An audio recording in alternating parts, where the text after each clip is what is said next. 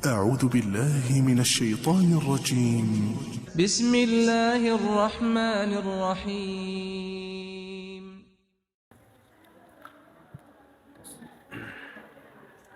السلام عليكم ورحمة الله وبركاته.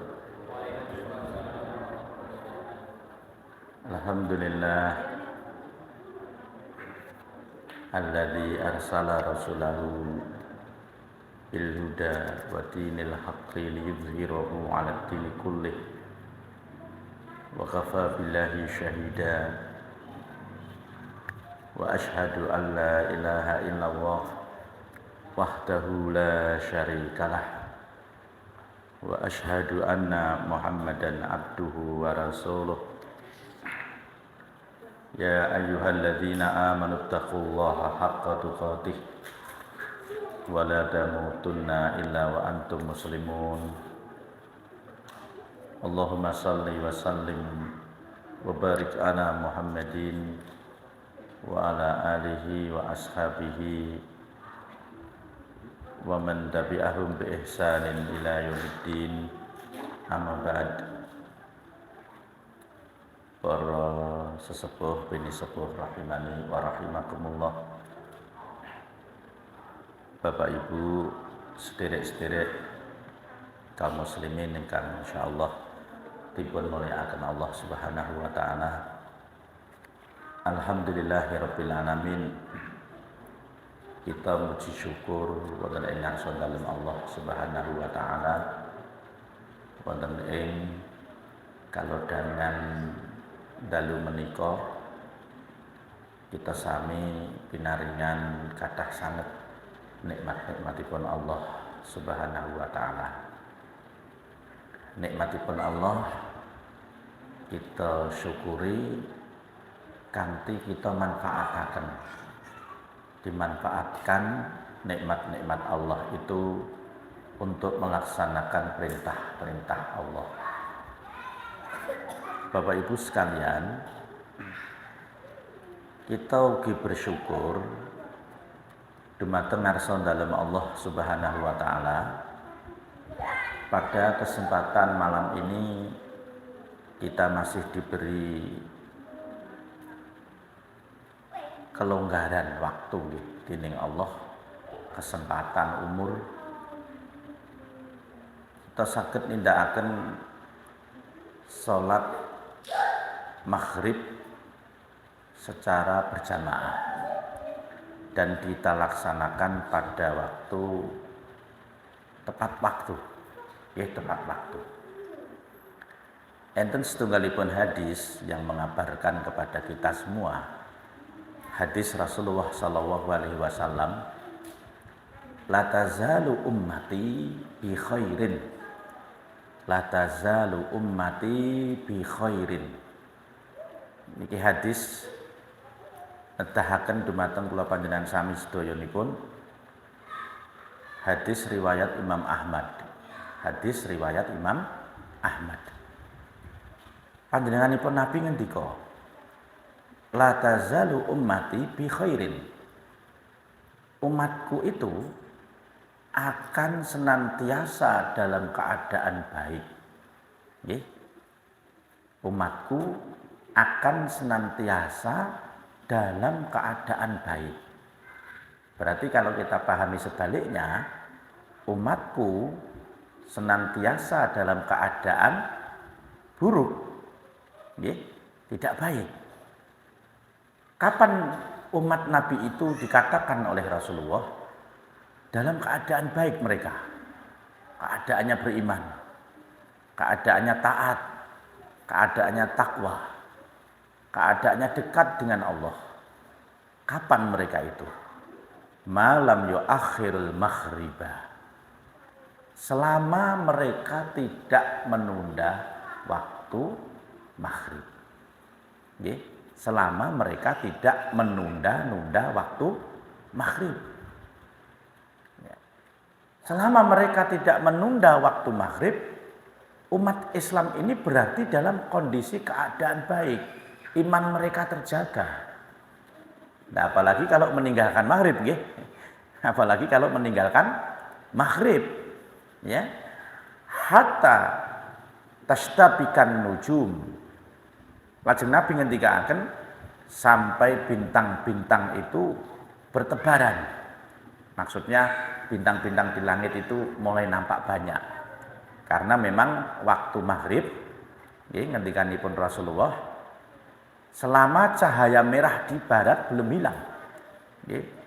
Nek cahaya di sebelah barat sudah mulai hilang, berarti bintang-bintang sudah mau mulai nampak. Itulah waktu maghrib.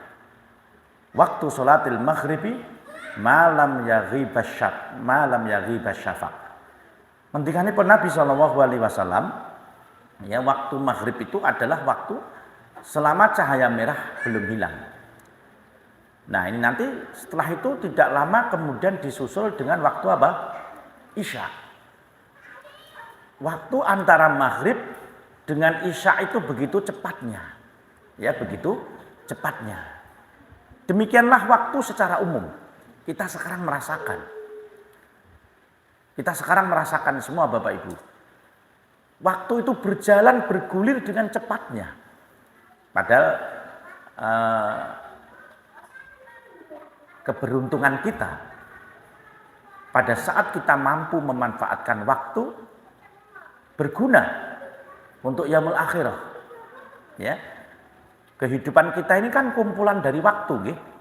Kumpulan dari waktu. Tinggal bagaimana kita ini di dalam memanfaatkan atau mengisi waktu tersebut. Ternyata bergulirnya cepat sekali. Tidak terasa Bapak Ibu niki sebentar lagi kita sudah akan meninggalkan 2023. Nggih. Desember begitu cepat akan selesai. Kemudian minggu depan aja sudah pertengahan Desember. Ya. Terus tidak lama kemudian 90 hari lagi kita akan kehadiran Ramadan. Waktu itu Masya Allah sangat berharga bagi seorang muslim. Ya. Makanya Nabi SAW ngendikaken min husnil islamil mar'i tarkuhu ma la ya'nihi. Kebaikan seorang muslim, kebaikan seorang muslim. Manakala ia mampu meninggalkan hal-hal yang tidak berguna bagi dirinya. Apakah itu perbuatannya yang tidak berguna, ya? Apakah itu ucapan yang tidak berguna, ataukah bahkan yang terlintas dalam benak pikiran, yang lewat dalam hati kita, kalau itu enggak berguna, ditinggalkan saja. Kenapa? Kebaikan seorang muslim itu manakala dia mampu meninggalkan hal-hal yang tidak berguna baginya. Waktu sholatil isya'i ila nisfil lailil al-awsati. Sedangkan waktu sholat isya, waktu sholat isya ila nisfil lail, hanya sampai pada pertengahan malam. Hanya sampai pada pertengahan malam. Jadi waktu isya terakhir niku pertengahan malam di Indonesia jam berapa Bapak Ibu? Jam 12. Jangan salah paham ya. Waktu isya itu bukan dari isya itu sendiri sampai sebelum subuh. Bukan. Waktu isya itu hanya sampai pertengahan malam. Misalkan Bapak Ibu safar. Bapak Ibu berpergian naik kereta lah misalnya. Atau naik bis lah misalnya. Ternyata Bapak Ibu masih di atas mobil, di atas bis, di atas kereta. Padahal belum melaksanakan sholat isya. Belum mengerjakan sholat isya. Bapak Ibu harus memperkirakan. Sebaik-baik sholat fardu, sebaik-baik sholat wajib, memang dikerjakan di daratan. Tidak dikerjakan di atas kendaraan. Itu asalnya demikian. Tapi dalam kondisi-kondisi darurat, seorang muslim mengadakan perjalanan di atas pesawat, di atas apalagi kapal, di atas kereta ataupun mobil yang ternyata nggak mampir ke rest area, maka harus mampu memperkirakan sendiri. Kalau sampai di sana nanti di darat itu ternyata waktu isyaknya habis, Bapak Ibu ya di atas kendaraannya segera melaksanakan sholat isyaknya. Saged dipahami nggih? Jangan ditinggal tidur. Nantilah isyaknya kan masih boleh sebelum subuh. Wah, ini salah paham. Karena waktu isya itu adalah ngendikanipun Nabi ilanis fil lailil ausati.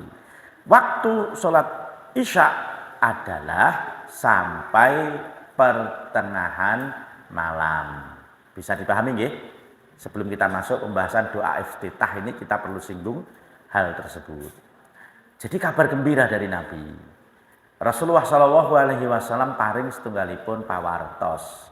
Umat ini selalu dalam keadaan baik manakala dia tidak menunda waktu apa? Maghrib. Ya, tidak menunda waktu maghrib. Masya Allah, dan ini setunggalipun ujian dari Allah, ujian iman. Di saat orang-orang bergelimang dengan urusan dunia, banyak sekali umat Islam itu mereka meninggalkan salat maghrib, waliyadzubillah, atau bahkan kemudian dia menunda-nunda waktu maghrib, ya, dengan alasan apa? Pekerjaan. Dengan alasan pekerjaan. Wah, ini satu musibah kalau demikian. Jangan kita menunda waktu maghrib. Urusan akhirat itu harus lebih diutamakan. Wal akhiratu khairu wa abqa. Dan akhirat itu lebih baik. Dan akhirat itu lebih kekal. Ingat Bapak Ibu, tadi disampaikan di depan, ya, hidup kita hanya kumpulan waktu, sementara akhirat yang panjang itu hanya dibeli dengan waktu yang sedikit. Nggih. Akhirat yang panjang nanti hanya dibeli dengan waktu yang sedikit. Kalau Nabi Adam usianya 940 tahun.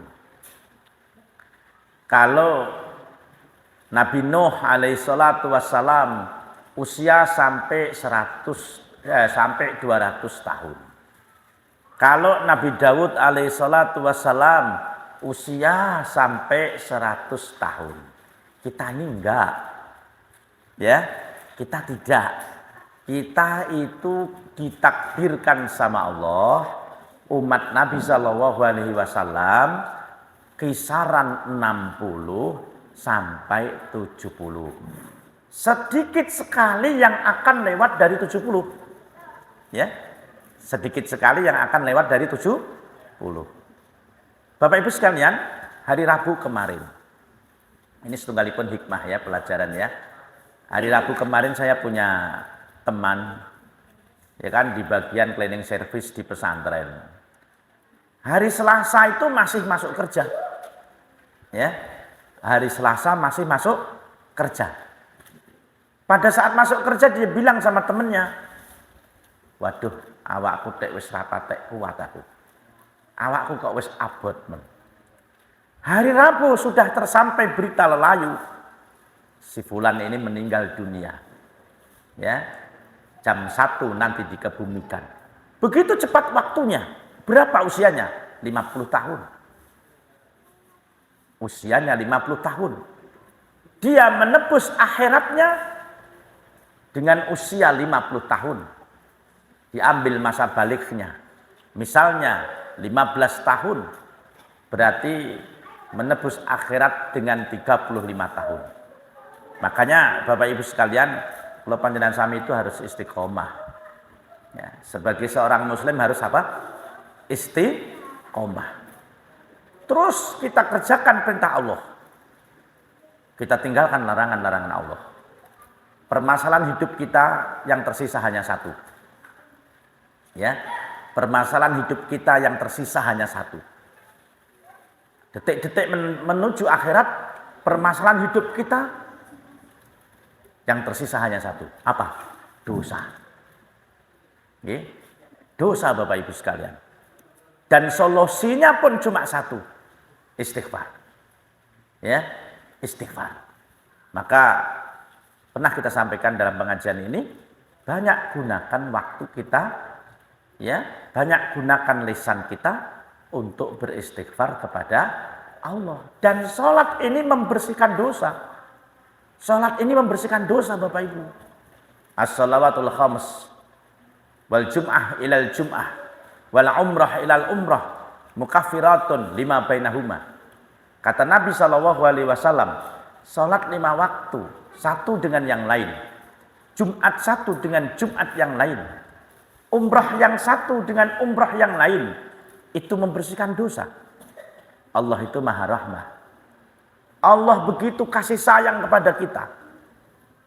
Sebetulnya Allah menginginkan keturunan Adam, orang-orang yang beriman, kembali ke surga. Dengan Allah membersihkan dosa mereka. Ya.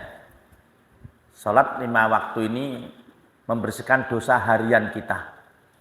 Jumat yang satu dengan Jumat yang lain membersihkan dosa mingguan kita. Umrah yang satu dengan umrah yang lain membersihkan dosa-dosa tahunan kita. Ya. Ini Bapak Ibu yang belum umrah itu hendaklah punya niat yang kuat. Sehingga Allah nanti akan sampaikan. Yaitu punya niat hidup ini bisa umrah. Kenapa Bapak Ibu? Hadis yang sahih menyebutkan. Orang yang umrah dan umrahnya itu makbulah. Umrah yang diterima Allah. Maka orang itu dibersihkan dosanya oleh Allah. Sebagaimana seorang bayi yang lahir dari perut ibunya. Oh ini ya. Kita kan butuh sekali dengan amal itu. Ya, kita sangat butuh sekali dengan amal itu Bapak Ibu. Dan semoga Allah mudahkan untuk kita semua. Tapi nggak usah jualan tanah ya. Ya, mau umrah dadak jualan sawah nggak usah. Bismillah punya niat dulu. Habis itu nabung. Caranya gimana nabungnya? Ya, 1 hari nabungnya ya tinggal mau berangkat umrohnya berapa bulan lagi atau berapa tahun lagi kan gitu kan? Ya, 1 hari 3.000 rupiah, 3.000 rupiah kita tabung. Ya berarti 1 bulan kita bisa nabung berapa tuh? 90.000 ya. Wah kayaknya kalau mau untuk umroh agak lama ini. Sehari nabungnya 10.000 lah. Ya sebulan biar 300. Nanti 1 tahun insya Allah. 3 tahun ya. Baru bisa umroh kali. Bismillah. Ya bismillah. Karena Bapak Ibu di saat kita ini mampu bisa umroh. Di sana terbuka banyak sekali kesempatan menggapai kebaikan, menggapai pahala Allah. Ya. Dibersihkan dosanya oleh Allah. Terus sholatnya Masya Allah. Sholat panjenengan di Masjidil Haram pahalanya 100.000 kali lipat. Kita sholat di sini ya berapa tahun itu kita dapat pahala 100.000 kali lipat. Dengan 1 kali umroh, Bapak Ibu bisa sholat di Masjidil Haram, 1 sholat pahalanya 100.000 kali lipat.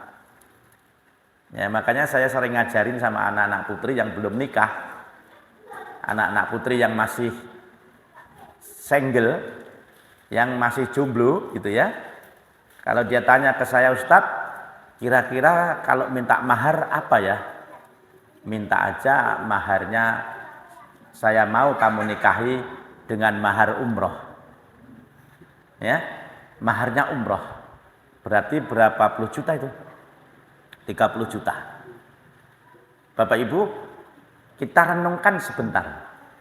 Kita menikahi seorang gadis dengan mahar 30 juta. Itu sungguh sangat murah sekali mahar tersebut.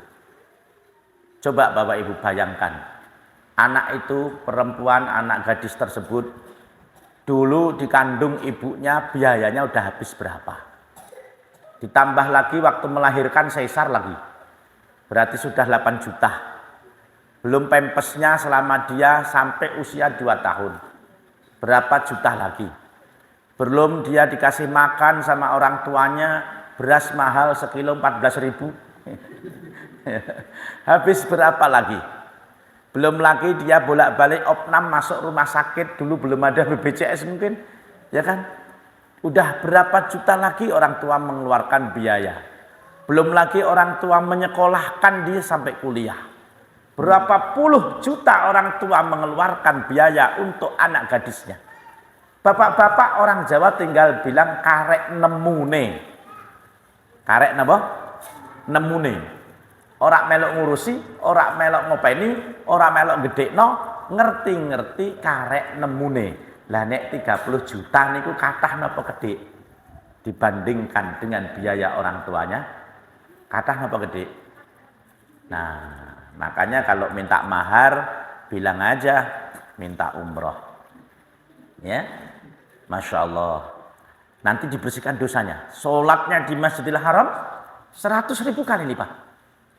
Sholatnya di Masjid Nabawi, kata Rasulullah, ya, sholat di Masjidil Aqsa 1/4 dari sholat di masjidku ini. Berarti sholat di Masjidil Aqsa itu 250 kali lipat kebaikan. Sedangkan sholat di Masjid Nabawi niku dikalikan 1000 kali lipat. Andai kan Bapak Ibu umrohnya di paling cepat 9 hari di sana, ya, dengan transportasi perjalanannya, berarti 3 hari di Madinah, 3 hari di Mekah. Masya Allah, sholatnya itu pahalanya sudah luar biasa ya. Jadi Bapak Ibu hari ini kita belajar tentang sholat, tolong dilanjutkan sholatnya di Masjidil Haram, praktekkanlah sholat itu di Masjid Nabawi, kemudian praktekkan pula sholat itu di Masjid Kuba. Ya, Masjid Kuba itu timurnya Masjid Nabawi. Kalau kita sholat di Masjid Kuba, pahalanya itu sama dengan mengerjakan 1 kali umroh. Gitu ya. Tolong yang ngirit ya, yang ngirit ditabung ya uangnya ya, jangan boros-boros ya Bapak Ibu ya.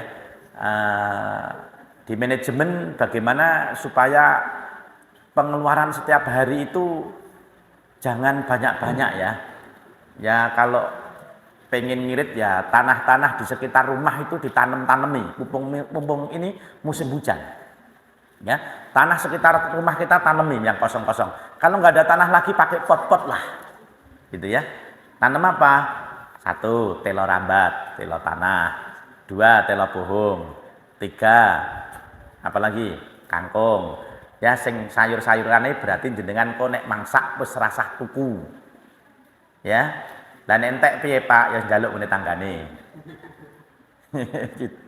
Masaknya udah nggak beli, gitu ya. Diirit, ditabung supaya nanti bisa umroh, masya Allah. Apalagi umrohnya 1 keluarga. Dan saya doakan Bapak Ibu yang hadir ini, mugi-mugi saged umroh sedaya lah insya Allah. Gitu ya. Itu perjalanan iman yang penting. Berikutnya Bapak Ibu, ada hal-hal yang makruh dikerjakan pada saat sholat. Nanti kita masuk ke doa istiftah nanti. Ya, apa sih yang makruh? Kalau kita waktu sholat, makruh itu sesuatu yang nggak disukai ya. Dalam bahasa lain yang dibenci dalam syariat, kurang disenangi, sebaiknya ditinggalkan. Itulah yang dinamakan apa? Makruh. Pertama, sholat di rakaat pertama dan kedua hanya membaca surah Al-Fatihah. Tidak membaca suratan. Paham ya? Di rakaat pertama dan rakaat kedua hanya membaca surah apa? Al-Fatihah, tidak melanjutkan membaca surat-surat dalam Al-Quran. Ini hukumnya makruh. Kenapa? Karena ini menyelisih sunnah. Sunnahipun jeung Nabi setelah membaca Al-Fatihah dilanjutkan membaca apa? Surat-surat di dalam Al-Quran. Sakit paham ya? Yang kedua, ya. Perkara yang makruh adalah menengok sedikit, wah, melirik. Kadang-kadang ada loh niki jamaah salat niku pandangannya tidak ke tempat sujud. Ya, mestinya pandangan kita ke tempat sujud, ke bawah, untuk menuju khusyuk dan tumakninah. Gerakan sholat dan bacaannya khusyuk, ya, hatinya khusyuk. Nah, ada kadang-kadang yang nuwun sewu, dia itu sholat tapi meripatin melirik ke kiri atau melirik ke kanan. Pandangannya dialihkan, tidak ke arah sujud, apalagi ke atas, delok laron. Memang sholat tak madhep munggah nek laron Ya ada laron kok matanya ngikutin siapa? Terbangnya si laron. Kan gitu ya Bapak Ibu ya. Kan laron itu kan hewan yang paling mesak-mesak dunya to niku. Kula lak pun matur niku, metune pendak taun pisan nek banyu wis teko lemah jero, ya mabur dhuwur samber manuk. Ngaten. Rada ndek doyak ibu-ibu kek anake nggih dolanan. Nggih, ndek sithik total pitik wis mesakno iku. Ora suwe sayapnya protol. Kan gitu kan? Laron itu Masya Allah. Kadang-kadang kalau sami kurang bersyukur ya dengan kesempurnaan penciptaan dari Allah Subhanahu wa taala. Nah, ngendikanipun Nabi, huwa ikhtilasun yahtalisu syaitan min salatil abdi. Wah, niki. Nabi mengatakan, orang yang sholat menoleh, dia mengarahkan pandangannya tidak ke tempat sujud, dia noleh ke kiri, noleh ke kanan, ya, dia melirik ke kiri, melirik ke kanan, dia mengarahkan ke atas, ya. Ngendikanipun Nabi, itu adalah pencurian pandangan dari syaitan. Ya, pencurian pandangan yang dilakukan oleh siapa?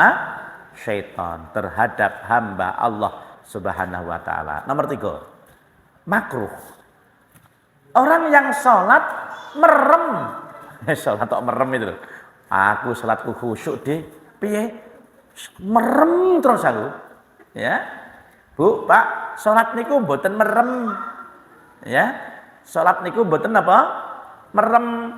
Sholat itu menghadap ke arah sujud, membaca doa-doa, lafaz-lafaz yang dituntunkan Nabi Shallallahu Alaihi Wasallam. Nuwun sewu, kalau kita sholat mulutnya juga harus qomat kamit. Ning kudu maca mantra gitu ya. Qomat kamit itu maksudnya membaca apa?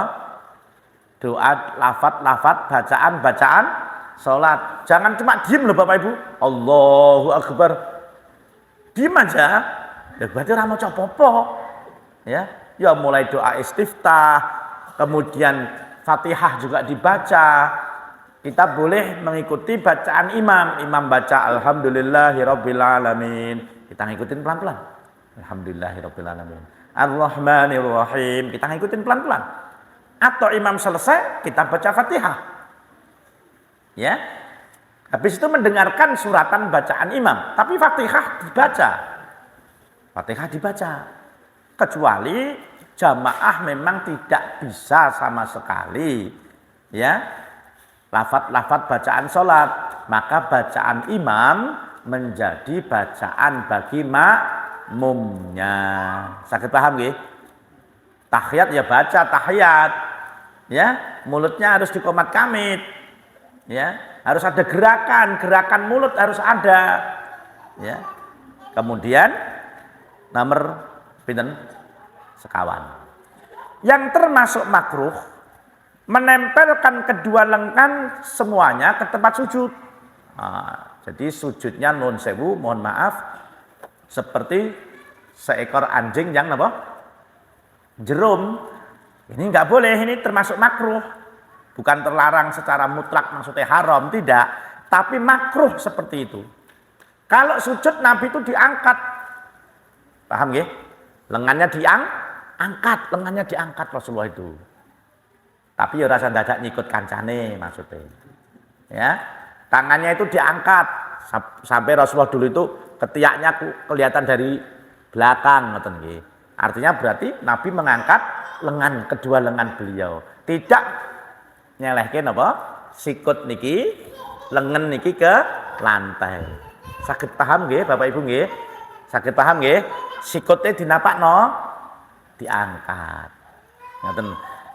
Dikatakan dalam hadis Rasulullah ngendikaken i'tadilu fis sujudi. I'tadilu fis sujudi, bersikaplah pertengahan di dalam sujud. Ya, pertengahan dalam sujud. Wala yabsutu ahadukum dhira'aihi, janganlah di antara kalian menghamparkan kedua lengannya ke tanah. Jangan nempel keting lemah. Sakit bayangke nggih? Sakit bayangke nggih? Tidak boleh meletakkan lengannya di tanah. Coba Mas praktek Mas, enggak boleh tadi. Pripun? Nah, ini ya contohnya ya. Nah, kedua lengan siku-siku diletakkan ke tanah gitu nggak boleh, nggih. Hukumi makruh. Yang boleh gimana? Yang boleh sikutnya diangkat. Nah, paham nggih? Ya, bapak-bapak yang di sebelah selatan paham? Ya. Kemudian, nggih, ngendikanipun Nabi,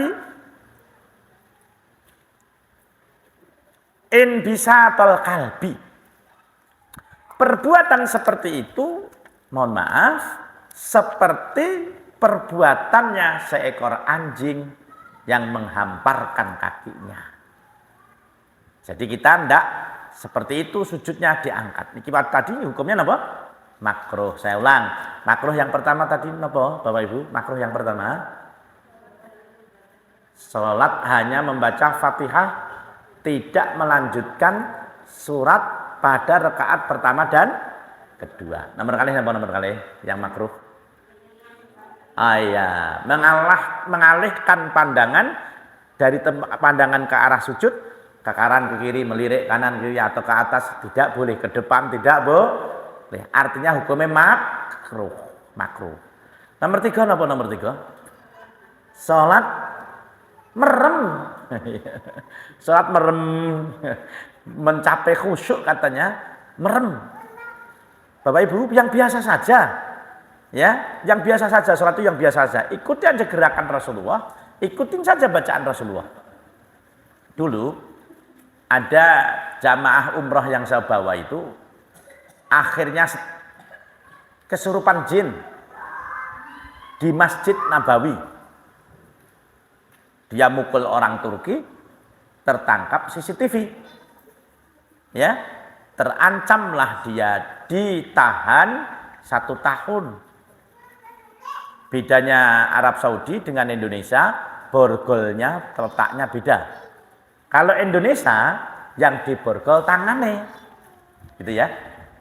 Nah, susah nih minumnya gimana, makannya gimana, kurang manusiawi.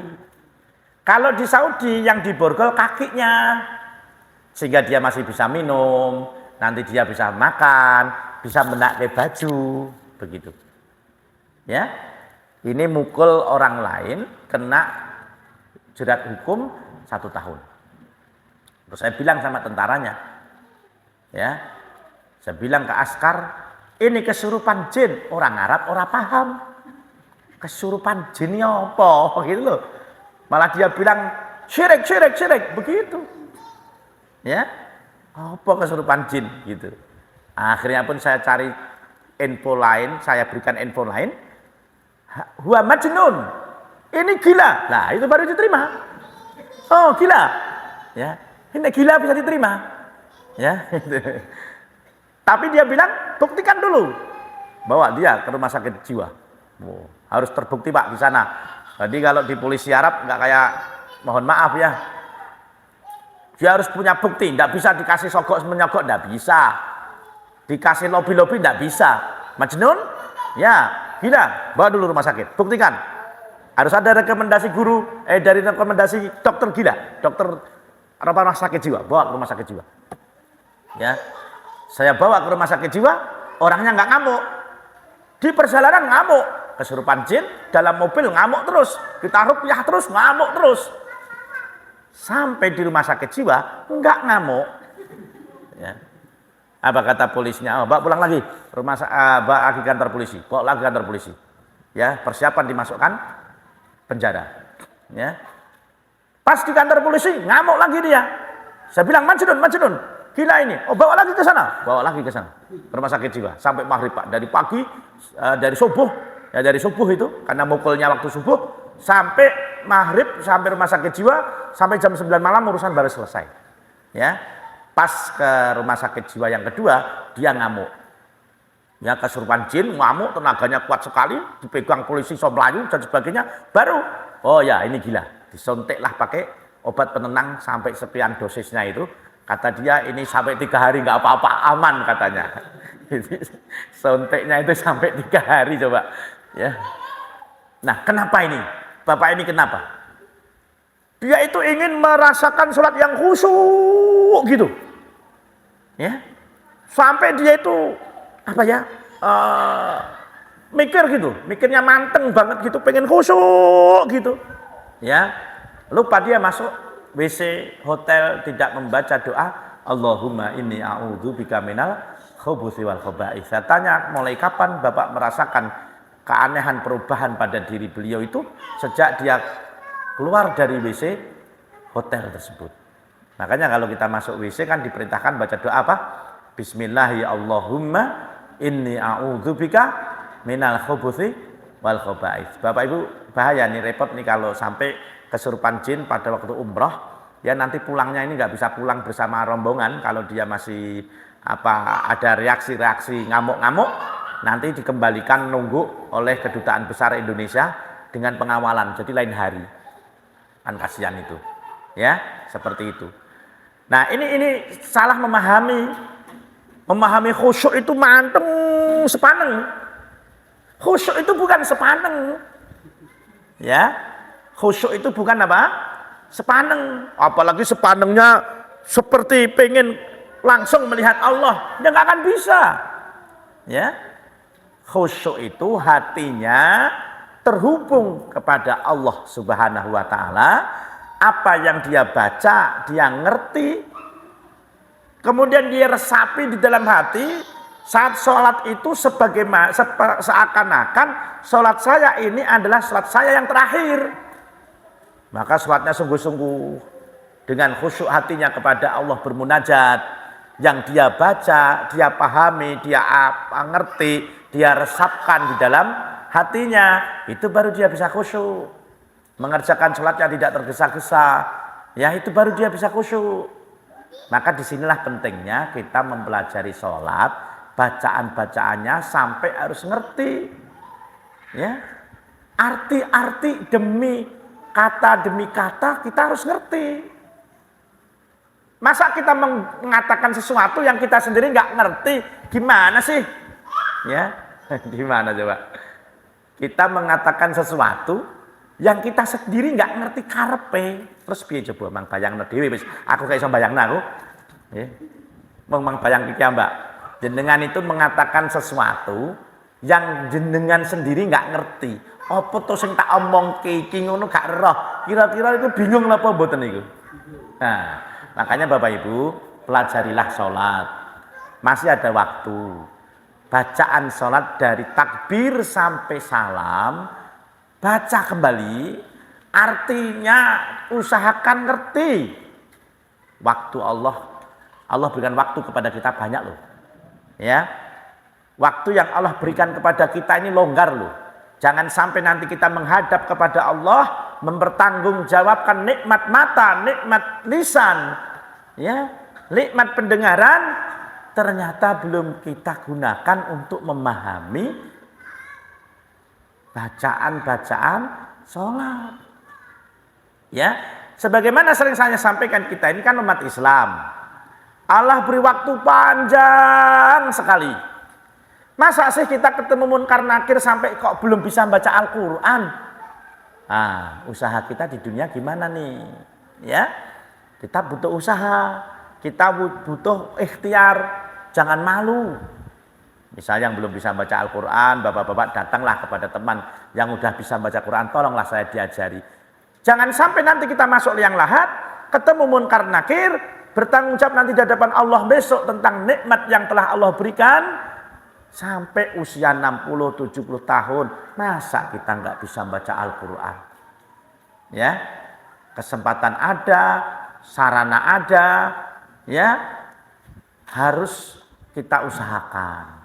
Harus kita usahakan. Mohon maaf, kita HP-an selancar medsos pinter banget kok. Gitu? Anak-anak sekarang yang kecil-kecil apalagi ya. Wah, kalau udah megang HP itu pinter-pinternya pol Pak Ewe kalah. Ya kan?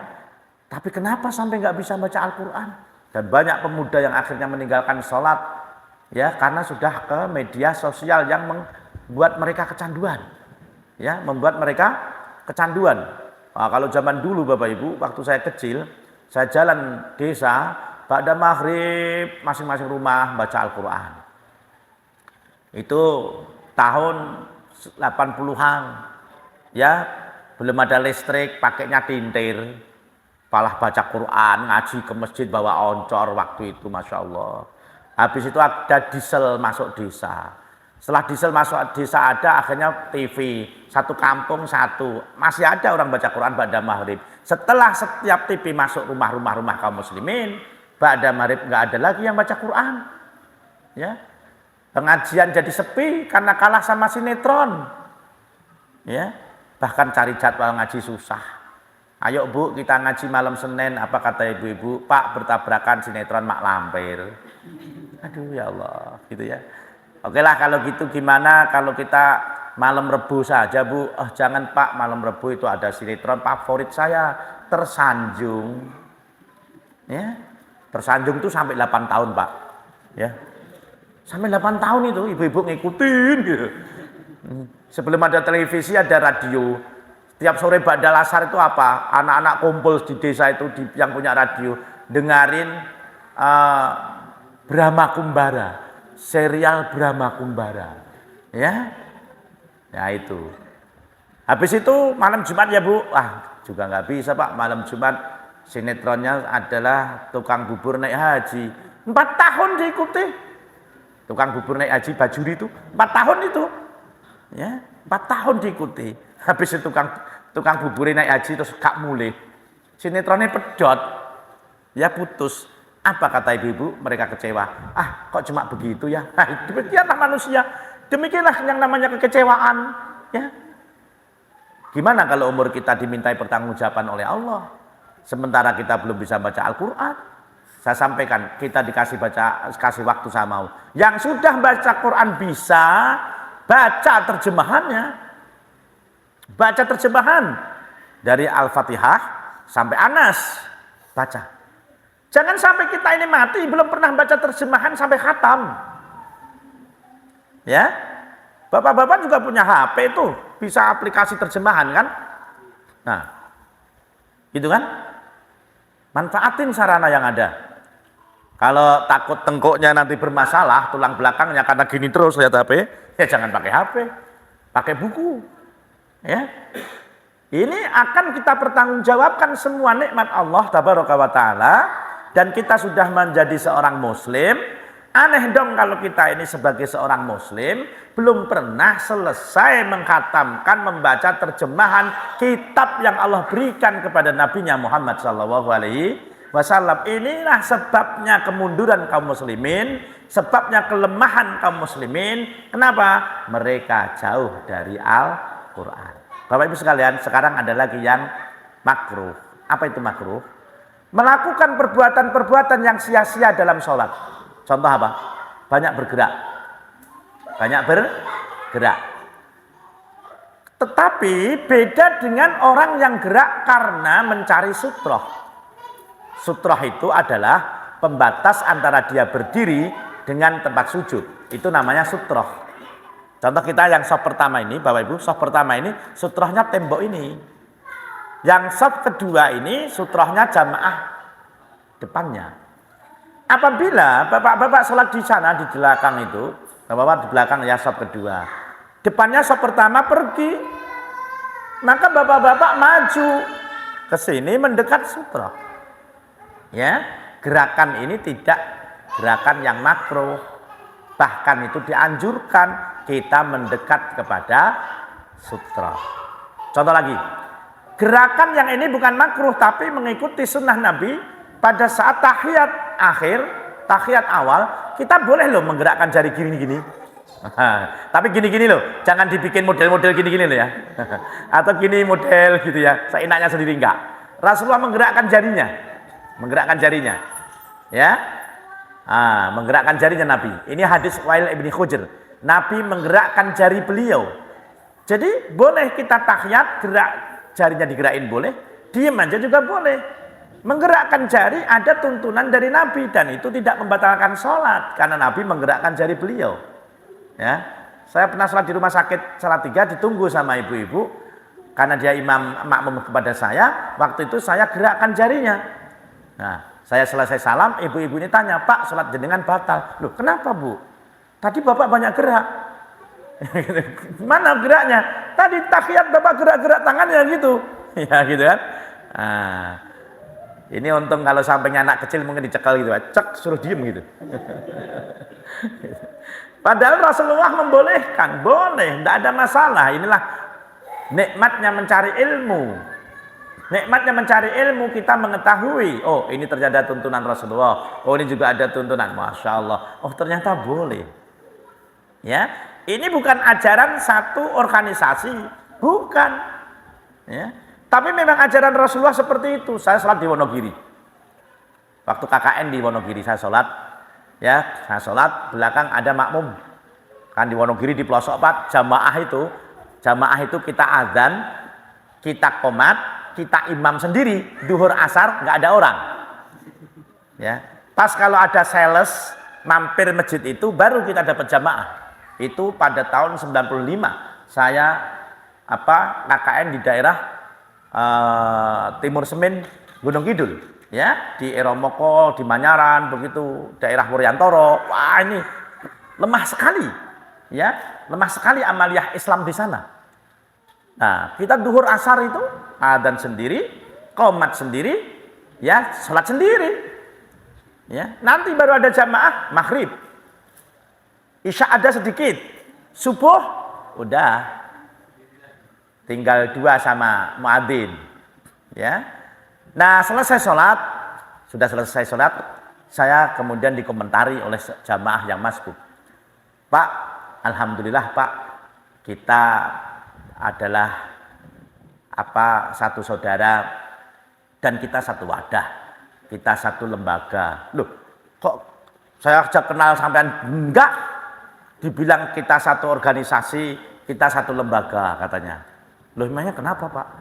Wah Pak, itu kalau di lembaga saya memang harus wajib begini Pak.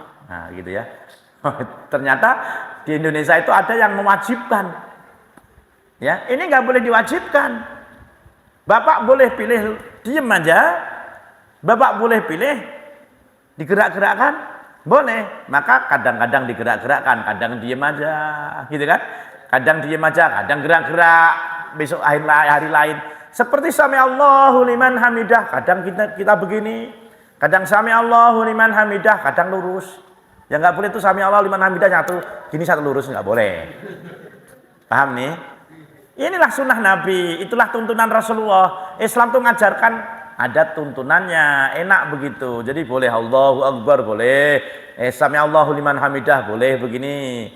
Sami Allahu liman hamidah, lurus juga boleh. Jadi ngerti dalil-dalilnya ada, nanti jadi kita enak. Ya, sakit dipahami ya. Nah, bukan ini ajaran satu kelompok. Begitu selesai saya dibilang ini aja, kita satu organisasi Pak, kita satu lembaga gitu. Saya tanya lembaga Bapak di mana pusatnya? Saya bilang di Jawa Timur. Oh ya, saya langsung paham. Oh ya enggak Pak, kita sholat seperti Rasulullah lah, ya kan. Boleh Nabi itu menggerakkan apa? Jarinya. Ternyata doa istiftah harus dibaca besok pada pertemuan yang akan datang ya. Nah, ternyata enggak kesampaian, insya Allah dipelajari dulu di rumah.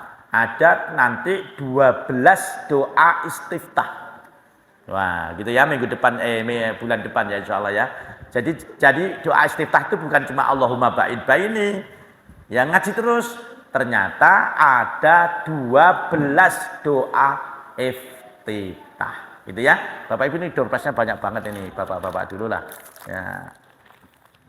Monggo Bapak-bapak, ada doorprize pada malam hari ini. Soal nomor 1 Pak, sebutkan hal yang makruh dikerjakan pada waktu sholat. Salah satu, enggak Pak, merem, oh boleh nih, ya, boleh dapat door prize. Kemudian soal yang kedua, ya, waktu sholat isya itu batasannya kapan? Enggak, ya mas, sampai tengah malam, ya. Jadi kalau sebelum subuh sudah enggak sholat waktu isya loh ya. Kemudian masih bapak-bapak lagi, yang pecinya putih siapa? Oh ini Pak, maju. Ya. Oke, berikutnya yang hari ini tadi ngerjain sawahnya siapa? Ada yang punya sawah bapak-bapak? Tidak ada. Oh ini nggak ada yang punya sawah toh. Oke lah. Bapak-bapak yang kerjanya misalnya sebagai tukang, ada tukang tukang kayu. Oke lah, dapat. Ah, kemudian bapak-bapak lagi yang kerjanya sebagai guru, ada enggak? Guru. Ibu-ibu yang kerudungnya pink, ada enggak? Kerudungnya pink. Oh, ada, masya Allah. Ya boleh boleh. Nah, berikutnya ibu-ibu lagi nih. Siapa yang hari ini tadi setelikaannya banyak banget? Yang setelikaannya banyak banget. Ibu banyak setrika bu, masya Allah. Semoga sehat ya bu ya. Nah, yang ibu-ibu yang anaknya lebih dari 3, sinten? Ada yang anaknya lebih dari 3? Enggak ada. Yang anaknya masih balita. Ya monggo bu, mari bu. Masih balita ini. Ya. Masih ada 2 untuk adik-adik ya. Ya. Adik-adik yang pagi ini, siang ini, sore ini makannya pakai sayur bening siapa? Pakai sayur bening biar sehat nih. Sayur bening. Ada? Yang makme pakai telur siapa? Coba adik-adik yang makme pakai telur. Enggak pakai telur, masya Allah. Makannya oh ya sini. Wah nggak mau sayur, nggak telur. Oke kalau gitu siapa yang makannya pakai sosis? Ini. Yang hari ini makannya pakai sosis. Nah, dilatih pakai sayur ya bu ya. Iya, jangan makan sosis terus. Kita akhiri subhanakallahumma bihamdika asyhadu an la ilaha illa anta astaghfiruka wa atubu ilaik. Wassalamualaikum warahmatullahi wabarakatuh.